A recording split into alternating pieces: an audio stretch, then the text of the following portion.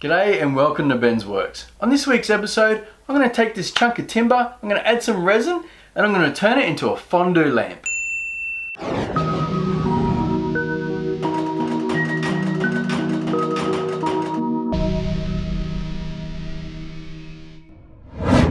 The first thing I need to do is cut my block up. Now I'm going to make 1/2 inch slices, and I'm going to make about 15 of them.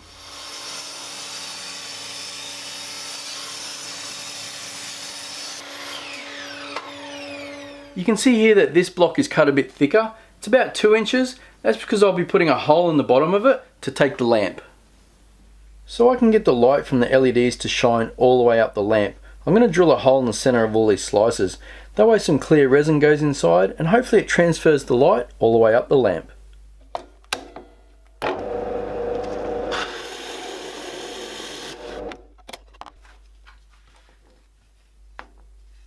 This is the mold I'll be using today. I made it out of a piece of core flute. You can just get it from your hardware store. It's really easy to bend because it's got all these lines in it. So when I go to put these slices in, I'm going to use these 1/2 inch spaces that I cut out of some plywood. I'm just going to put them against the first piece and then keep stacking all the slices in till I filled up the mold.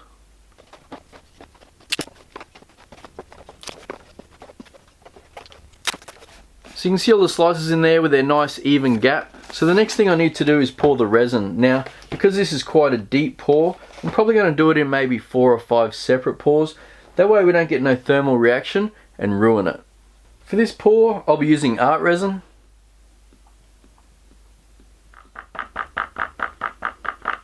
It's now time to pour the resin. I did put some silicone on the inside of this mold here, on the ends, so hopefully we'll get a leak-free mold. I'm going to pour nice and slow, but if I do get air bubbles, I won't be too concerned because the look we're going for on the end is not going to be a polished resin look, so it should be okay.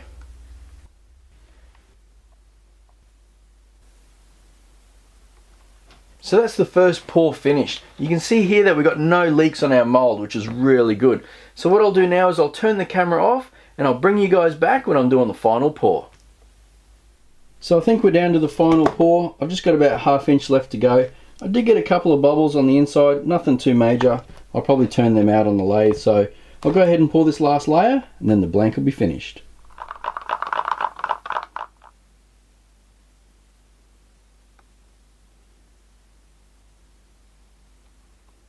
So I've let this sit for a couple of days. It's got nice and hard. You can see I've got a couple of bubbles across the top there, but I'm not too worried. Like I said before, they'll spin off on the lathe. So the next thing I need to do is demold this, and then I'm going to take it to my bandsaw and I'm just going to prep it for the lathe by cutting all the corners off.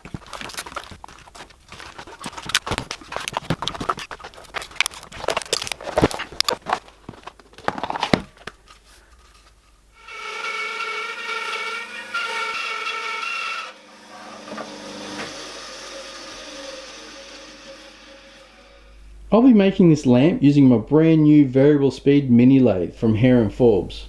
Now my blank's prepped and ready to be mounted, and I'll be doing that using my drive spur. This is an MT number 2. It's a taper fit straight into the headstock there. If it was a smaller piece, I could go ahead and use my chuck. Now that mounts up to the M30 by 3.5 inch pitch thread on the headstock here. Now if I was doing a bowl or something like that, I could just screw a faceplate on, mount it that way. So we'll go ahead and mount this now, and we'll start roughing it up.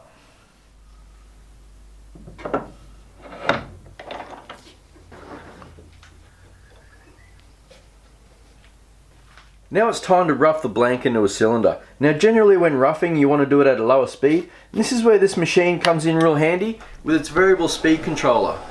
You can just turn this dial here and adjust the speed that you want. It's got a high and a low speed pulley to change your speed ranges, and changing the belt is super easy. Make sure your power's off. You can see your 2 pulleys inside there. You undo the side door and you release tension on the motor via this handle. Comes with a 30cm and a 15cm tool rest. I'll be using the 30cm. And now for the time lapse of me roughing this into a cylinder.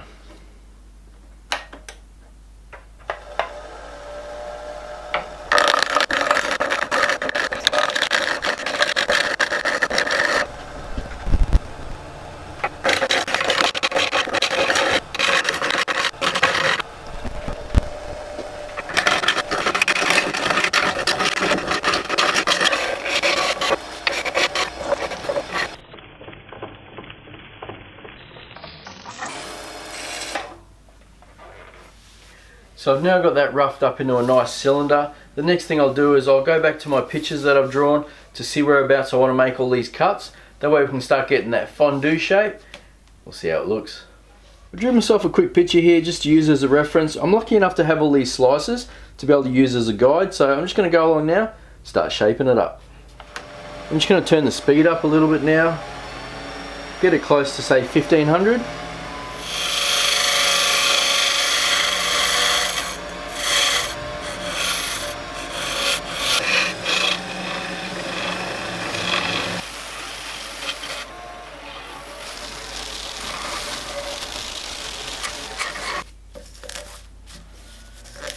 All these shavings are a pain.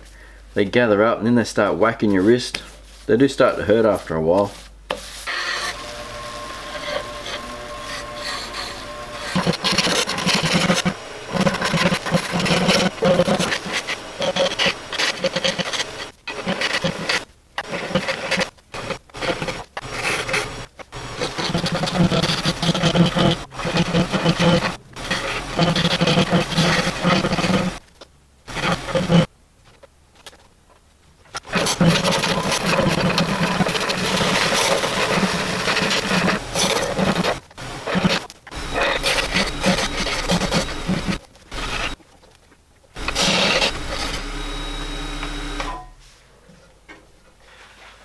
Well, that definitely took a lot longer than I thought it would. Look at my new lathe. So you probably saw towards the end there I started to change my mind. I was going to cut it short because I thought it was starting to get a bit too long. But then I remembered, because I drilled holes in all of these to allow the light to come through, this end piece I left solid, and that was to cap the light at the top so it didn't come out of the end. I did go through the wood into the resin in a couple of spots, a little bit there and a little bit there, but it's nothing too major. So the next thing I'll do now is start sanding it. I want to get like a frosted look on all this resin, so that way the light looks really cool when it comes through it, so that'll be the next step. Another great feature of this lathe is it has forward and reverse. Now that comes in really handy when it's time to sand.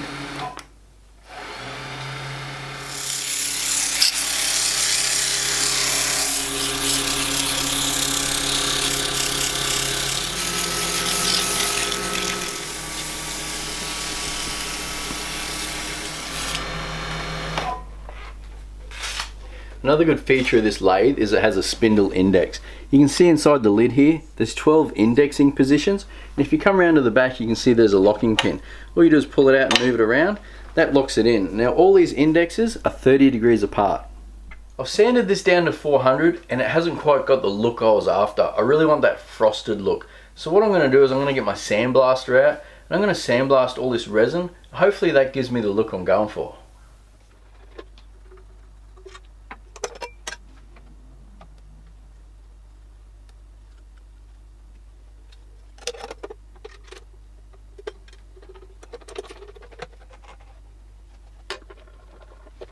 Changing the belt is that easy. I've just put a plastic bag down here so I don't get sand everywhere, and I've got my little sandblaster. I'm going to run the lathe at about 400. That should be slow enough to hopefully get a nice even coat.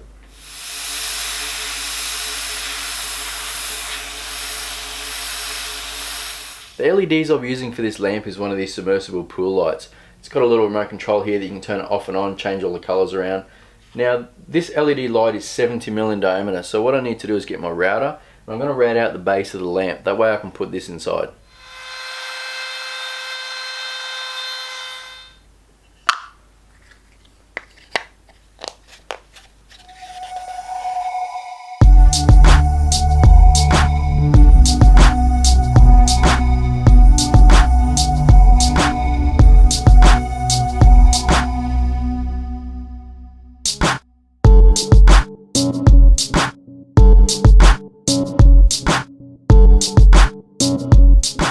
Well, there you have it, my fondue lamp. What do you guys reckon? Do you think it looks the same? I was so happy how this lathe performed. Turning resin can be sometimes difficult because it's quite hard, but the 3/4 horse motor had no worries keeping up. If you're in the market for a good price mini lathe, you really can't go past this one. It's full cast iron, variable speed, it's perfect, even for the beginner woodworker or the experienced wood turner. If you like this video, give me a big thumbs up, it really helps me out a lot. If it's your first time here and you like what you see, go ahead and subscribe. I put new how-to and build videos out every couple of weeks. You can also check out my Facebook and my Instagram pages. I put sneak peeks of upcoming projects. I'll leave all the links in the description. Thanks for watching, and I'll catch you next time.